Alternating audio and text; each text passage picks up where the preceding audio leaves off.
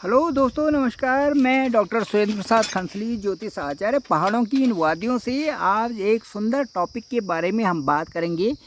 अब आपका 10 नवंबर 2023 को धनतेरस आ रहा है। सबसे पहले मैं बताऊंगा कि धनतेरस क्या है, और उसके बाद धनतेरस को हम कौन सी पूजा करते हैं, और धनतेरस की कहानियों से संबंधित मैं आपको बताऊंगा। एक दो कहानियाँ आपको सुनाऊंगा, ठीक है।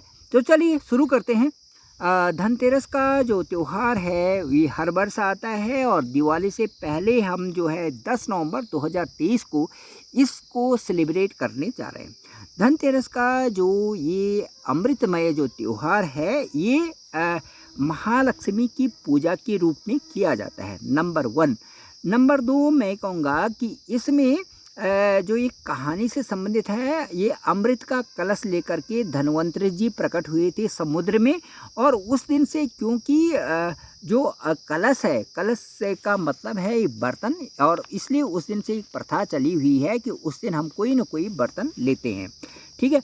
तीसरा जो है, दिवाली में हम कुबेर जी की पूजा करते हैं, इसलिए भी ये बहुत ज़्यादा प्रसिद्ध है। और इसके साथ साथ जो दिवाली में महालक्ष्मी की पूजा होती है, उसका तो सबसे ज़्यादा अधिक विधान भी है, और ये प्रसिद्ध भी है।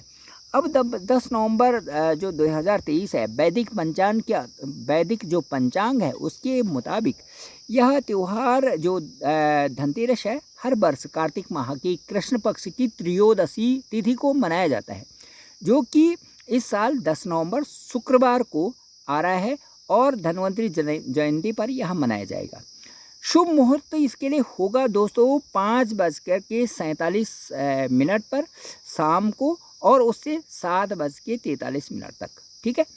अब कहानी इसके बारे में मैं कहूँगा कि शास्त्रों में जो कथाएं आती है, उनके अनुसार समुद्र मंथन के दौरान, जब समुद्र मंथन होता है और एक तरफ देवता होते हैं और एक तरफ जो है सारे राक्षस होते हैं, तो जब समुद्र मंथन किया जाता है तो उसके दौरान भगवान धन्वंतरि वहाँ से प्रकट हुए थे, समुद्र से प्रकट हुए थे, और उनके हाथों में एक कलश था, और कलश लेकर के प्रकट हुए थे। तो वो अमृत का कलश था, उसे लेकर के जब आए थे, तो इसीलिए इस दिवस पर बर्तन, जो कलश जो है, ये इंडिकेट करता है बर्तन से संबंधित। तो बर्तन खरीदने की परंपरा है, चमकते हुए बर्तन हम खरीदते हैं उस दिन, ठीक है।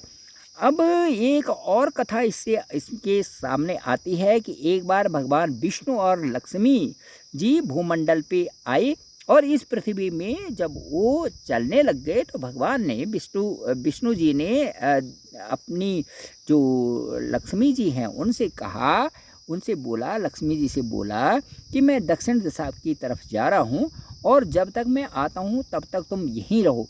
फिर विष्णु जी वहाँ से चले गए दक्षिण दिशा की तरफ। उसके बाद लक्ष्मी जी से नहीं रहा गया, और उन्होंने कहा कि आखिर बात क्या है दक्षिण दिशा में, जहाँ की भगवान विष्णु जा रहे हैं, तो क्यों ना मैं भी उनके पीछे पीछे चलूँ। और वो उनके पीछे पीछे होकर के चल दी। रास्ते में जब आगे जा रही थी लक्ष्मी जी, तो उनको बहुत सुंदर, किसानों के जो सुंदर सुंदर जो खेत थे वो लहलाते हुए मिल गए, सरसों की जो खेत थे लहलाते हुए मिले। तो वहाँ से उन्होंने क्या किया कि वो जो पीले वाले फूल थे उनको लेकर के अपनी जो एक माला बना ली, और उसके बाद अपने जो है उन बालों में भी अपनी सुंदर शरीर को उन फूलों से सजाया। तो उसके बाद क्या था कि उसके बाद और आगे चलते गए, तो कहीं गन्ने के खेत आए, तो वहाँ से गन्ना निकाल करके उसको चूसने लगी। और इस तरह से और भी कई सारे जो किसानों ने बना रखे थे, जो खेतों में थे, उनका आनंद लेने लगी, और उसके बाद आगे चल दी। तो इसके बाद क्या हुआ कि थोड़ी दूर जब आगे तक पहुँची लक्ष्मी जी, तो उसके बाद विष्णु जी वहाँ से वापस आए, और उन्होंने लक्ष्मी जी को देखा। तो देखते ही उनको वो अच्छा नहीं लगा, और उन्होंने लक्ष्मी जी को कह दिया कि अच्छा ठीक है, अब आपने जो किसानों की इन चीज़ों को यहाँ पर देखा है, और उनको तोड़ा है, फूलों को तोड़ा है, गन्ने को, और ये सारी चीज़ें, तो मैं तुम्हें श्राप देता हूँ कि 12 साल तक अब आप यहाँ किसान के ही घर में रहोगी।